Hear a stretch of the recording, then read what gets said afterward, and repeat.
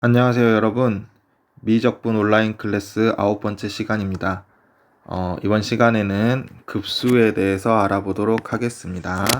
자, 일단 먼저 급수라는 말은 여러분들이 처음 들어본 말일 텐데요. 사실 이 급수는 여러분들이 이미 배웠던 것들을 두 개를 혼합시켜서 생각을 하시면 됩니다. 어떤 것들을 생각하셔야 되냐면은 일단 이 SN이라는 이게 무슨 뜻이었죠? 그렇죠. n번째 항까지의 합이라는 것에 대해서 우리가 작년에 배웠었죠. 자, 그 다음에 우리가 올해 뭐에 대해서 배웠었냐면은 저번 시간까지 그렇죠. 수열의 극한에 대해서 배웠어요. 자, 그럼 생각을 해보면 이 SN이라는 것은 수열의 합이기도 한데요. 이 SN 자체를 다시 수열로 볼 수도 있는 거죠. 이 SN 자체를 다시 수열로 볼 수도 있기 때문에 당연히 그 수열 또한 뭐를 보내줄 수가 있는 거예요. 그렇죠. 극한을 취해줄 수 있는 거죠. 극한에 대해서 생각을 해보겠다라는 말입니다. 자, 그럼 급수란 정확히 어떤 것들인지를 같이 한번 보도록 하겠습니다. 자, 방금 말했던 대로 우리가 먼저 작년에 이 SN이라는 즉 수열의 합에 대해서 배웠었어요.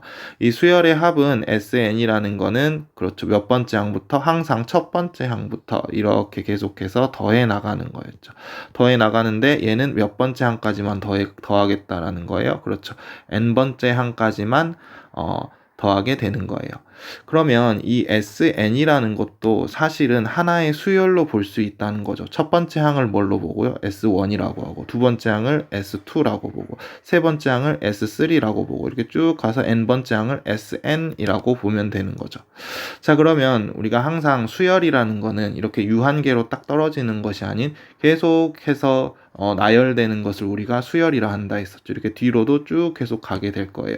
그러면 이렇게 또 항 번호가 커졌을 때 이 수열의 합은 어디로 갈 것이냐, 얘가 과연 수렴을 할 것이냐 발산을 할 것이냐 이런 걸 따져주는 것이죠. 얘가 한없이 계속 간다라는 건 어떻게 되겠다라는 거예요. 그렇죠. 원래 SN이라는 거는 첫 번째 항부터 이렇게 해서 쭉 해서 n번째 항까지만 더하겠다는 거였는데 이 뒤로도 이제 계속 더하고 싶다라는 거예요. 어디까지? 계속 항번호가 한없이 커져갈 때까지 더해 가고 싶다라는 것이죠.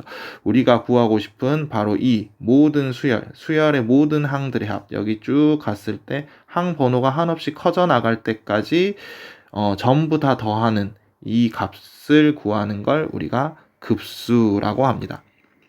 그러면 아까 말했듯이 이렇게 수열의 합도 하나의 뭘로 볼 수 있다고 했었어요. 그렇죠. 하나의 수열로 볼 수가 있다고 했었죠. 그럼 수열은 극한을 취했을 때 어떤 경우가 생겼었죠? 그렇죠. 이렇게 수렴하는 경우와 발산을 하는 경우가 생겼었어요.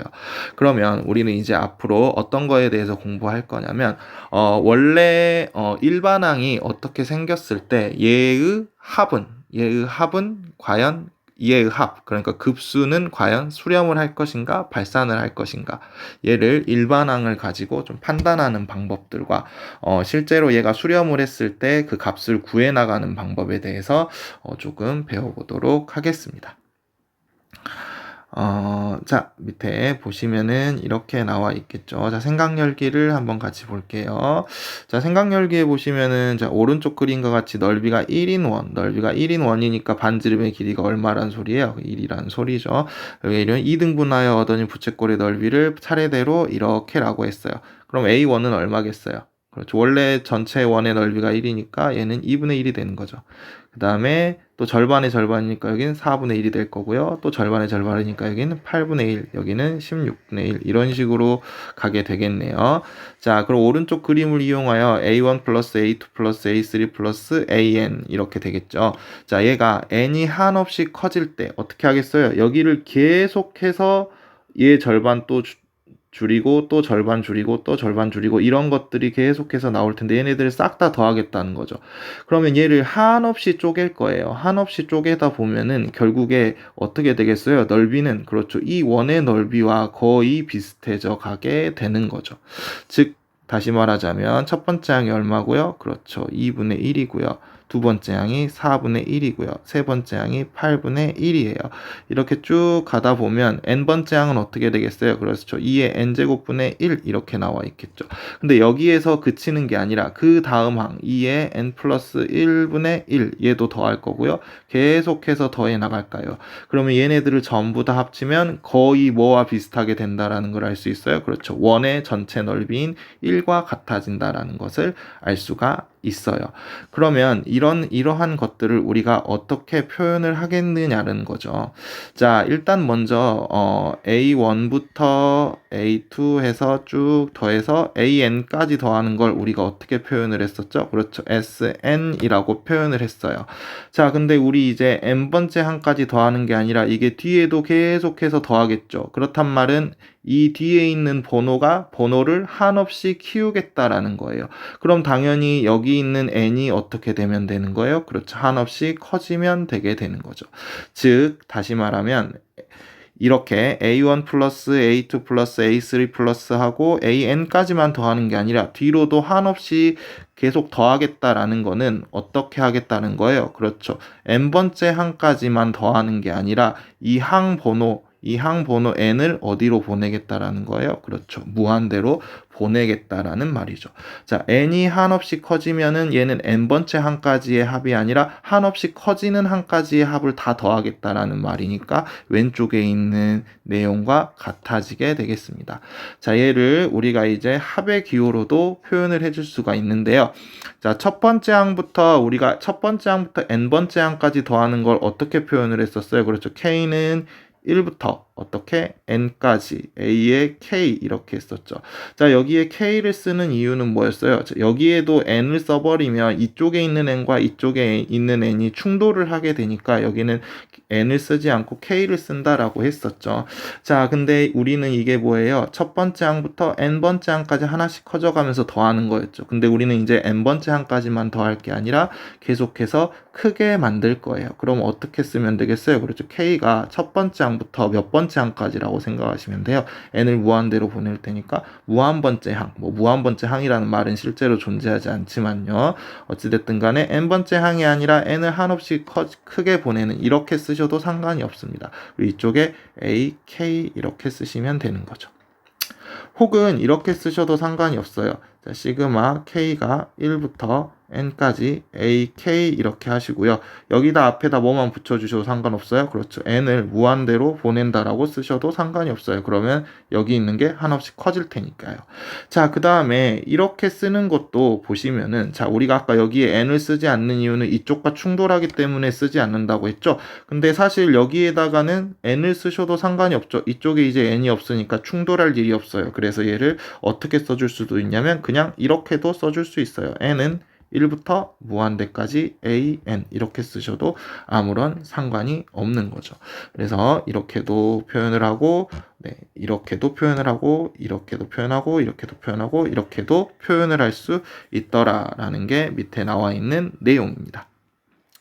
자, 그래서 우리가 아까 이렇게 더했던 거 있죠? 2분의 1 더하기 4분의 1 더하기 8분의 1 더하기 쭉 해서 2분의 1의 n제곱까지만 더하는 게 아니라 계속해서 뒤에 더하는 거는 어떻게 써주시면 되더라? 이쪽에 일반항인 2분의 1의 n제곱을 써주시고요.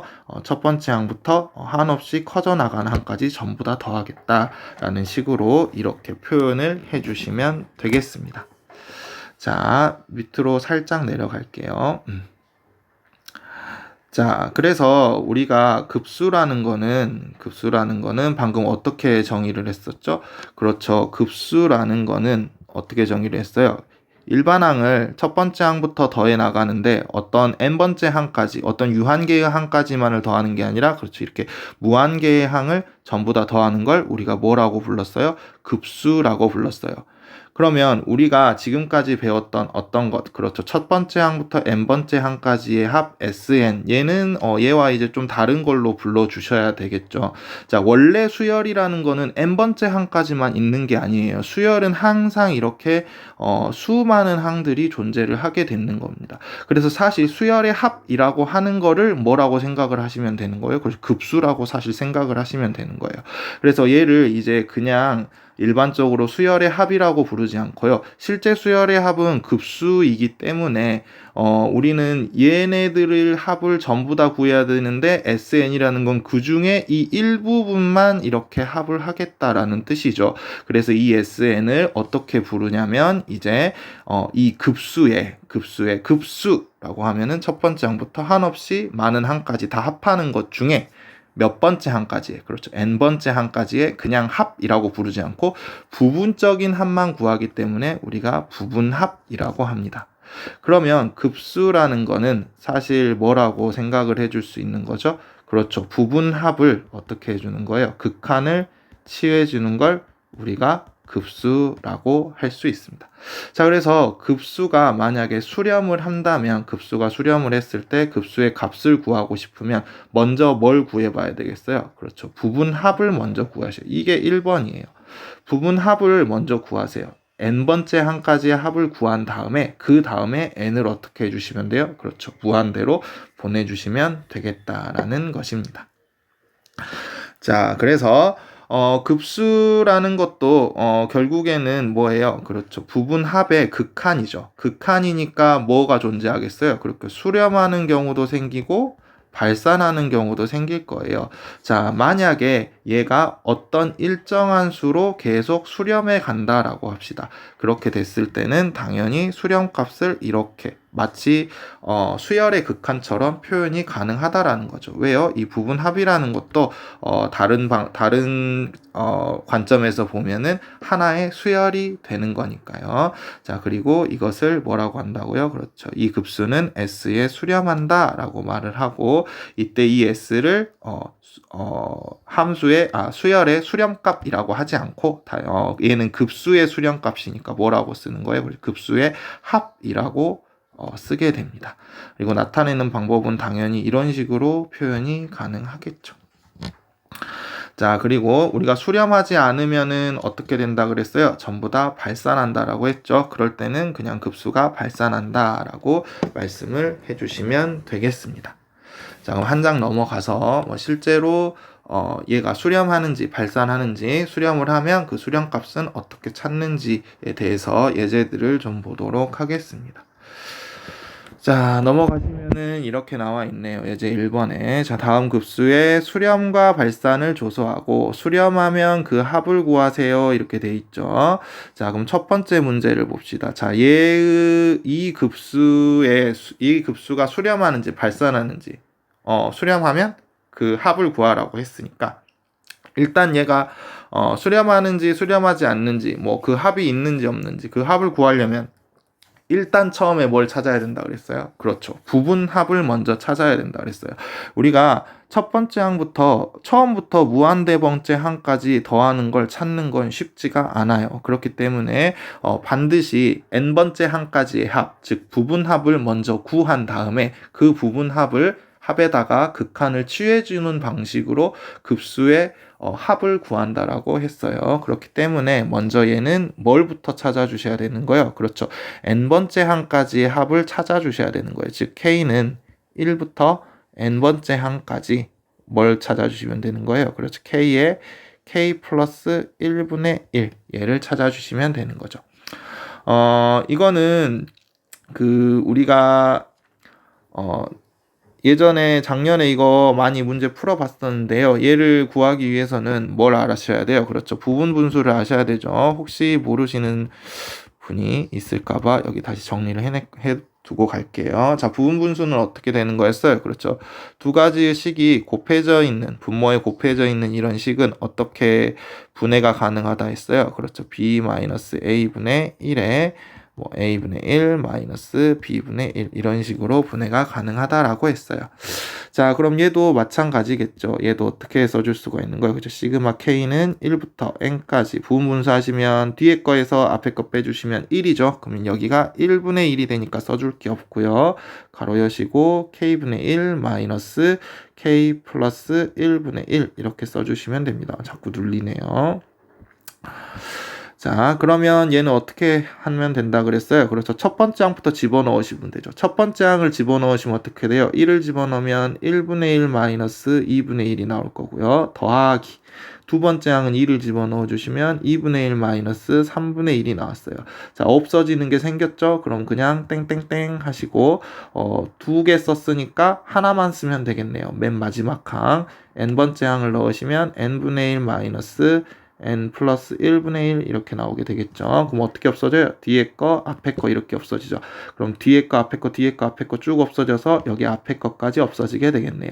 그러면 앞에 뭐만 남았고요? 1분의 1만 남았고 뒤에 마이너스 n 플러스 1분의 1이 남았네요.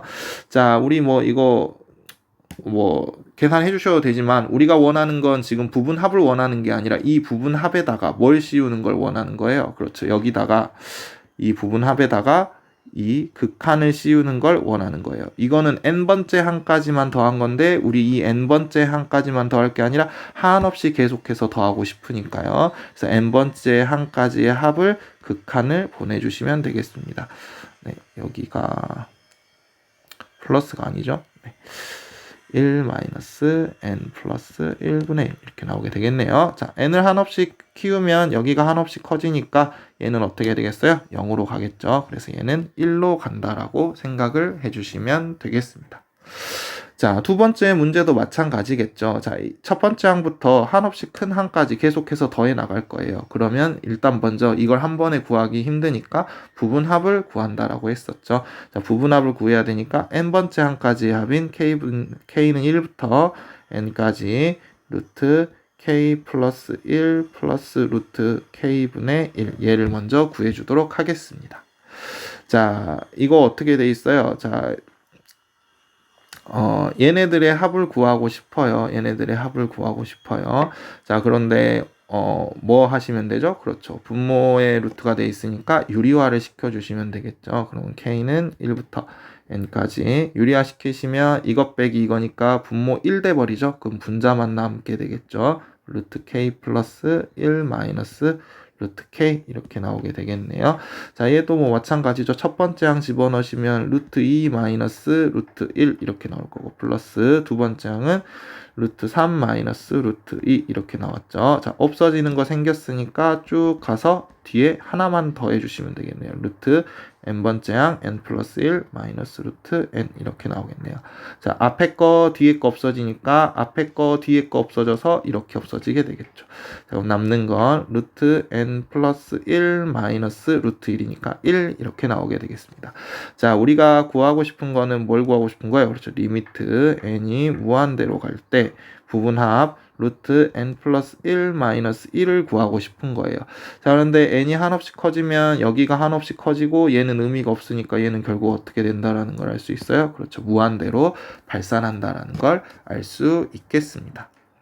자, 이렇게 급수의 수렴과 발산을 조사해라, 급수의 합을 구하여라 이렇게 하면은 어떻게 하면 된다고요? 반드시 처음에 뭘 찾아주시고, 그렇죠, 부분합 n번째 항까지의 합을 찾아주시고 여기에다 뭘 해주시면 되는 거예요. 그렇죠, n을 무한대로 보내주시면 얘가 급수의 합이 나오게 되겠다라는 거죠.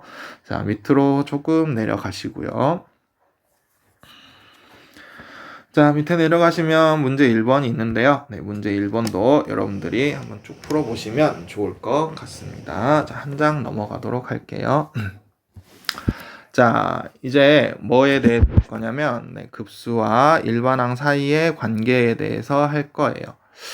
자, 일단은 급수가 수렴하려면 일반항이 어떻게 해야 되는지, 그리고 일반항이 어떤 조건을 만족했을 때 수렴을 하는지 발산을 하는지 이런 거에 대해서 조금 따져볼 텐데요. 좀 생각을 해보시면 당연히 이럴 거라는 거는 대충 예상을 해볼 수가 있어요. 자, 급수라는 건 첫 번째 항에다가 두 번째 항에다가 세 번째 항에다가 쭉 가서 n번째 항까지만 더하는 게 아니라 계속해서 뒤에 있는 엄청나게 많은 항들을 더해 가게 되는 거죠. 근데 우리가 얘가 만약에 수렴을 하고 싶어요. 그럼 얘가 수렴을 하고 싶으면, 이렇게 더한 게 수렴을 하고 싶으면 최소한 어느 정도 항 뒷부분에 있는 이 항들은 전부 다 뭐에 가깝게 나와야 된다라는 걸 대충 예상을 할 수가 있어요. 그렇죠. 뒤에 있는 어느 정도 커지면 얘가 정말 작아져서 거의 0만큼 나와서 정말 더하는 게 의미 없을 정도로 작아져야 어떻게 되는 거예요. 얘네들을 합을 한 게 어떤 값으로 가까이 다가갈 수가 있겠죠. 예를 들어서 만약에 뒤로 쭉 가고 있는데 여기가 0에 가까운 값이 아니라 거의 1에 가까운 값들이 나온다라고 합시다. 뒤에가 계속해서 1에 가까운 값들이 계속 나온다고 해보세요. 그러면 얘 1들을 계속 더해야 되니까 앞에 한과 상관없이 얘네들을 전부 다 더하면 당연히 뭐 하게 되겠어요? 당연히 발산하게 되겠죠. 그래서 우리가 급수가 만약에 수렴을 하고 싶다 하면 적어도 여기 뒤에 있는 항, 즉 일반항 중에서 일반항을 이 수열을 극한을 취했을 때 n번째 항이 계속해서 커져 나갈 때 여기 뒤에 있는 항들은 거의 다 어디로 가야 된다라는 걸, 그렇죠, 0으로 가야 된다라는 걸 예상해 볼 수가 있어요. 이게 0으로 가지 않고 뭐 0.1이라든지 뭐 마이너스 0.1이라든지 이런 걸로 가게 된다면 뒤에 있는 대부분의 항들이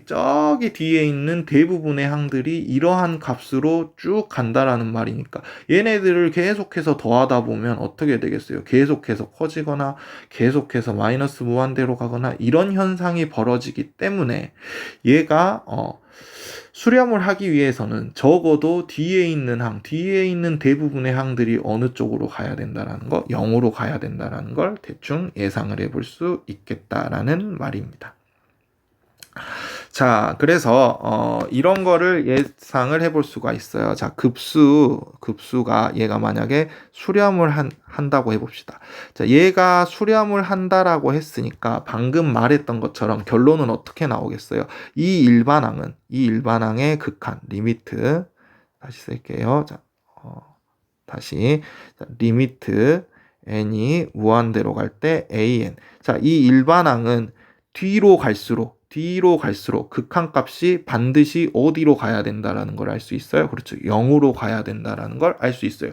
얘가 극한값이 0으로 가지 않고 어떤 다른 값으로 수렴하게 되면 무슨 일이 벌어진다고요? 그 값들이 엄청나게 많이 나와서 그 값들을 더했을 때 절대 수렴을 할 수 없는 경우가 나오게 됩니다.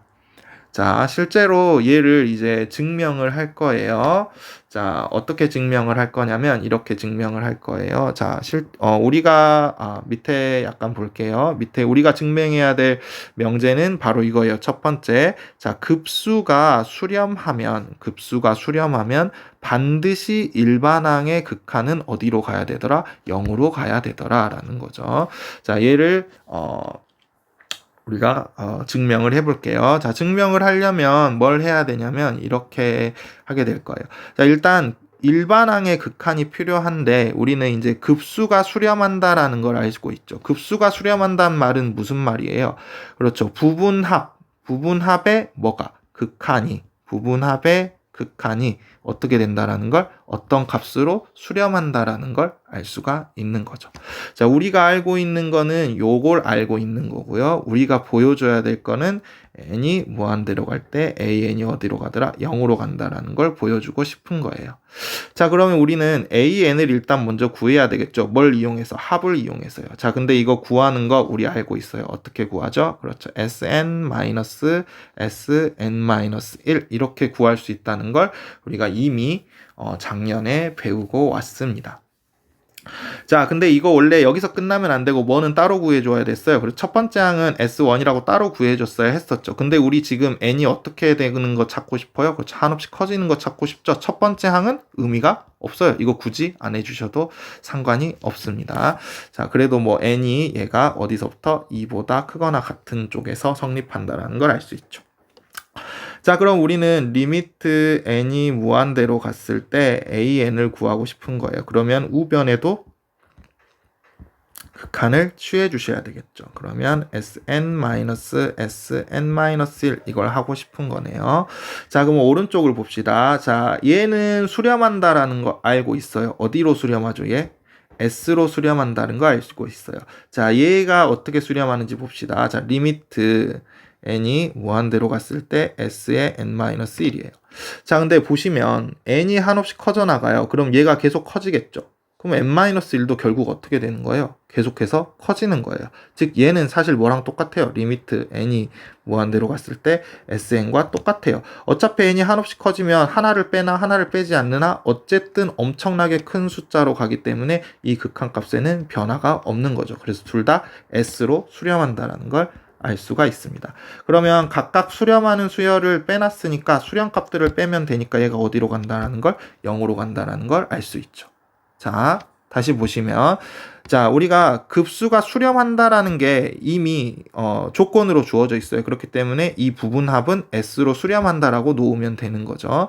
그러면은 일반항을 이런 식으로 구해냈을 때 실제로 일반항의 극한값은 얘네들의 극한값의 빼기로 나오기 때문에 어디로 가더라? 0으로 간다라는 걸 우리가 증명을 해냈습니다. 자, 그런데, 자, 지금은 어떤 방향을 증명을 한 거예요? 그렇죠. 오른쪽으로 가는 방향을 증명을 한 거죠. 자, 얘가 왼쪽으로 가는 게 과연 성립을 할 것이냐라는 거죠. 즉, 일반항이 0으로 간다면, 자, 아까 말했던 것처럼 A1, A2 이렇게 가는데, 뒤로 갈수록 점점 다 0으로 가요. 그렇다면 얘가 그럴 때마다 항상 수렴을 하겠느냐라는 거죠. 일반항이 0으로 수렴을 하면 그 급수는 항상 수렴을 하겠느냐 하는 거예요. 그렇지는 않습니다. 자, 얘는 어디에 나와 있냐면 여러분들이 앞에서 풀었던 자, 다시 앞으로 가볼까요? 네, 앞으로 풀었던 여기 다시요. 여기 예제 1번에 2번에서 보실 수가 있어요. 자, 여기 일반항은 어때요? n을 무한대로 보내면 얘도 커지고 얘도 커지니까 더하기니까 분모가 커지고 분자는 1이죠. 즉 얘 일반항은 어디로 간다라는 걸 알 수 있어요? 0으로 수렴한다라는 거 알 수 있었어요. 그런데 어때요? 급수 자체는 어떻게 됐었죠? 무한대로 발산했었죠. 자, 이렇게 일반항의 극한이 0으로 간다고 해서, 즉 뒤에 있는 항들이 거의 대부분 다 0으로 간다라고 해서 항상 급수가 수렴하는 건 아닙니다. 자, 이렇게 발레들을 찾아봤어요. 그래서 이렇게 항상 얘가 된다고 해서 급수가 수렴하는 건 아니더라 라는 거. 이거 굉장히 중요하니까 반드시 알아두시고요. 자, 얘가 성립을 하면 오른쪽으로 가는 게 성립을 하면 얘의 대우명제도 성립을 하겠죠. 대우명제는 뭐예요? 얘가 아니면 얘가 아니다죠. 즉 뒤로 갈수록 0이 안 되면 0으로 안 되고 아까 어떻게 되면 뭐 0.1, 마이너스 0.1, 1 뭐 이런 식으로 일반항이 수렴을 해버리면 그 값들이 무수히 많이 더해지기 때문에 당연히 급수는 어떻게 되더라? 발산하더라 라는 것까지 알 수가 있습니다. 자, 1번과 2번은 대우 명제로서 참 둘 다 참이 되는 거예요. 자, 여기 밑에 주의 보시면은 나와 있죠. 1의 역은 성립하지 않는다. 즉 왼쪽으로 가는 건 성립하지 않는다. 자, 일반항이 0이라고 해서 급수가 반드시 수렴하는 건 아니에요. 그래서 앞에서 예제에서 봤던 것처럼 자, 얘는 0으로 가지만 급수는 무한대로 발산하더라 라는 것까지 해봤었죠. 자, 그래서 예를 들어서 이런 거예요. 자, 우리가 원래 이 급수가 수렴하는지 수렴하지 않는지를 판단을 하려면 먼저 뭘 구했어야 했어요? 그렇죠. 얘의 부분합을 먼저 구했어야 했어요. 그 부분합을 구한 다음에 그 다음에 뭘 씌워봐야? 그렇죠. 리미트를 씌워봐야 얘가 수렴을 하는구나. 발산을 하는구나 이런 것들을 찾아줄 수가 있었죠. 자, 그런데 이제 우리가 위에서 배웠던 걸 이용하면은 굳이 그런 과정을 거치지 않아도 찾아낼 수 있는 게 있어요. 물론 이렇게 해서 모두 다 찾아낼 수 있는 건 아닙니다. 자, 그래서 여기 뒤에 있는 이 일반항만 보고 이 급수가 수렴하는지 발산하는지를 이런 특별한 케이스에서는 알 수 있는데요. 자, 이 일반항 자체가 어디로 가고 있어요? 1차 1차니까 어디로 간다라는 걸 2분의 1로 간다라는 걸 알 수 있어요.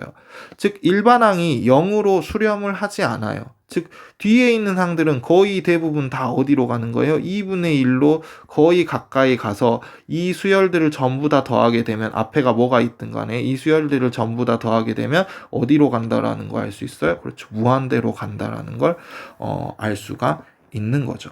그래서 이렇게 일반항을 보고 급수가 수렴하는지 안 하는지를 판단할 수 있다라고 해서 이거를 뭐라고 부르냐면 일반항 판정법이라고 불러요. 급수의 수렴 발산을 판정하는 방법 중에는 좀 여러 가지가 있는데요. 그 중에 대표적인 게 방금 봤었던 일반항 판정법. 어떻게 하는 거였죠? 그렇죠. 일반항이 0으로 수렴하지 않으면 급수는 무조건 발산이에요. 일반항이